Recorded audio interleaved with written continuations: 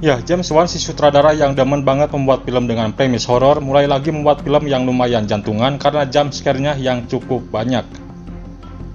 Kali ini ia kembali dengan film besutannya yang berjudul Malignant. Film ini menjawab kerinduan penonton akan film-film milik James Wan selain film The Conjuring Universe. Meski demikian, apakah film ini seru untuk ditonton? Nah, kali ini Ane akan menceritakan film Malignant, so simak aja ya sob. Stay tune.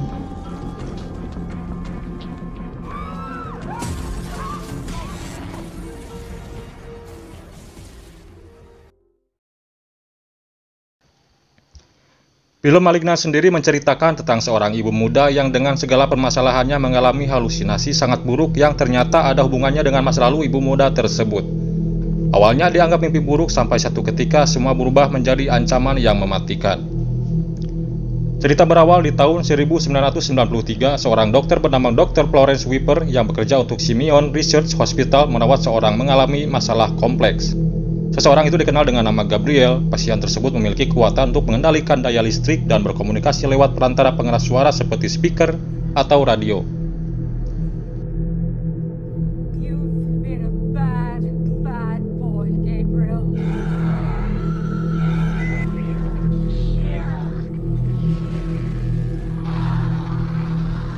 Satu kali Gabriel lepas kendali dan membuat onar satu rumah sakit. Ini membuat baik Dr. Florence dan rekan-rekannya yaitu Dr. Victor Phil dan Dr. John Gregory terpaksa melakukan tindakan untuk menghentikan serangan Gabriel terhadap beberapa staf di rumah sakit tersebut dan akhirnya berhasil. We got out the cancer. 28 tahun kemudian cerita berpindah pada seorang tokoh bernama Maddie. Ia merupakan seorang ibu muda yang hidup bersama suaminya yang temperamen. Saat itu Maddie sedang mengandung anak ketiga. Kedua anak sebelumnya meninggal sehingga suaminya menganggap kalau istrinya tersebut tidak bisa memberikan keturunan. Mereka berkelahi hingga membetulkan kepala Maddie ke dinding hingga terluka.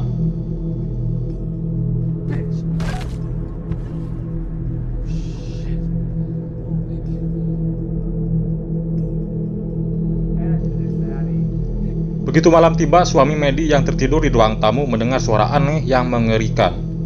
Sang suami begitu mencari sumber suara tersebut, ia malah terbunuh dengan sadis.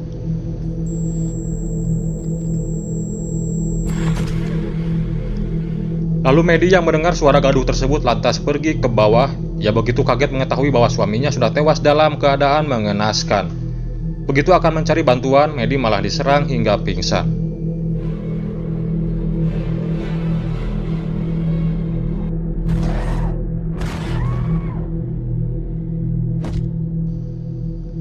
Maddie yang terluka akhirnya dibawa ke rumah sakit untuk dirawat secara intensif. Ia ditemani oleh adiknya Sydney.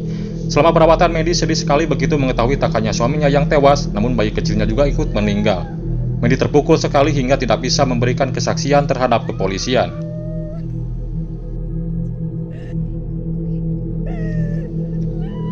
Saat Maddie pulih, ia segera kembali ke rumahnya. Sydney menawarkan untuk tinggal sementara bersamanya, namun Maddie menolak dengan alasan ia tidak mau ketakutan di rumahnya sendiri. Namun kekhawatiran Sydney terbukti.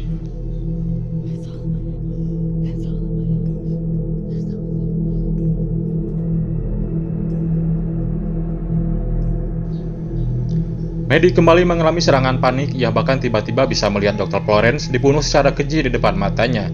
Ya seperti ada teleportasi dan sadar keesokan paginya, Maddie yang mengira itu mimpi buruk, ternyata itu adalah kenyataan.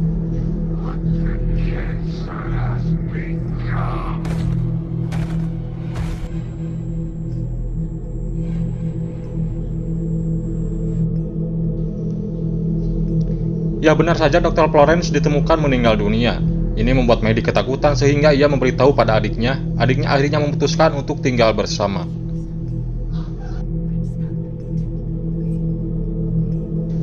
Hari selanjutnya kejadian serupa terjadi, tapi kini menimpa Dr. Victor.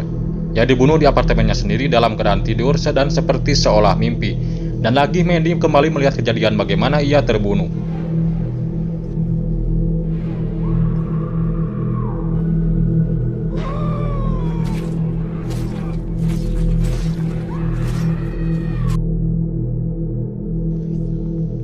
Merasa ada yang aneh, ia akhirnya meminta Sydney untuk menemaninya ke kantor kepolisian. Kasus Maddie akhirnya ditangani oleh sepasang detektif bernama Keiko Asau dan Regina Moss.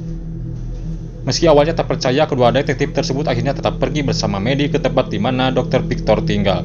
Benar saja, di sana Dr. Victor sudah tewas mengenaskan. Tak hanya Dr. Victor, Dr. John pun juga tewas.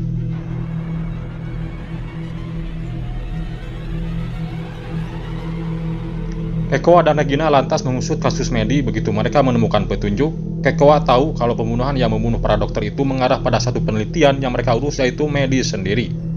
Kekoa dan Regina malah jadi bingung ada apa sebenarnya dengan Maddie sehingga ada yang mau membungkam para dokter yang menangani Maddie.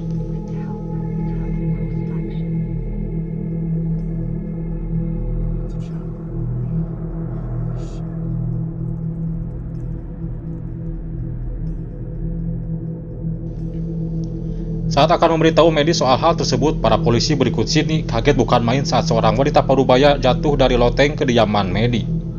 Belum lagi sebelumnya Kekoa sempat mengejar seorang yang membunuh Dr. John, dan seluruh baju hingga alat pembunuh ada di loteng kediaman Maddie.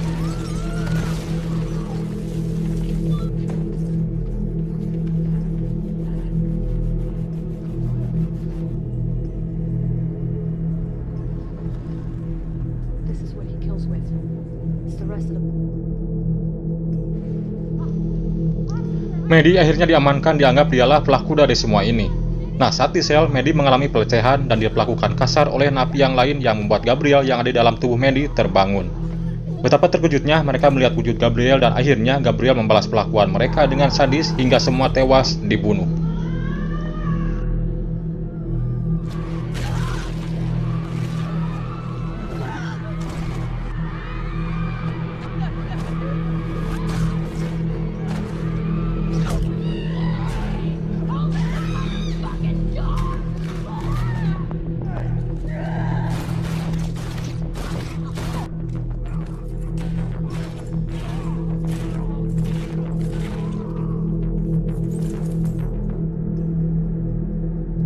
Sedangkan di tempat lain, Sydney tidak menyerah begitu saja mengetahui kakak satu-satunya ditahan. Akhirnya setelah mendapatkan petunjuk bahwa Maddie itu anak adopsi dan menemukan riwayat medis dari Maddie, ia bersama ibu kandungnya yang juga ibu angkat Maddie langsung menceritahu apa yang sebenarnya terjadi pada Maddie. Ya, betapa terkejutnya mereka begitu tahu kalau Maddie memiliki saudara kembar bernama Gabriel.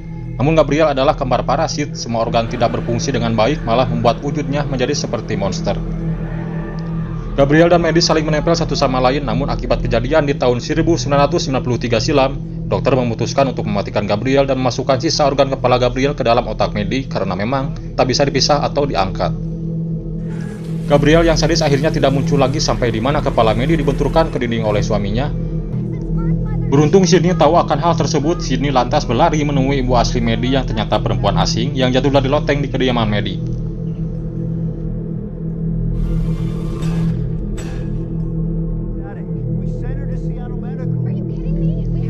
Lalu Sydney menggagalkan pembunuhan yang akan dilakukan oleh Gabriel. Ia segera meminta Maddie yang tertidur karena tubuhnya dipakai oleh parasit Gabriel untuk bangun dan bertindak sesuatu sebelum ia mati, dan semua orang di rumah sakit tewas dibantai oleh Gabriel.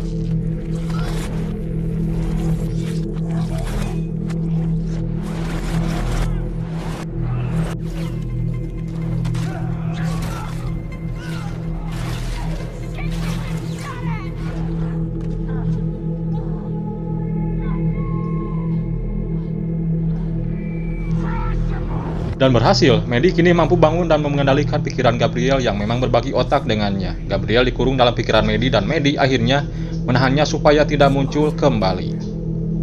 I'm taking it all back. I'll be ready for you.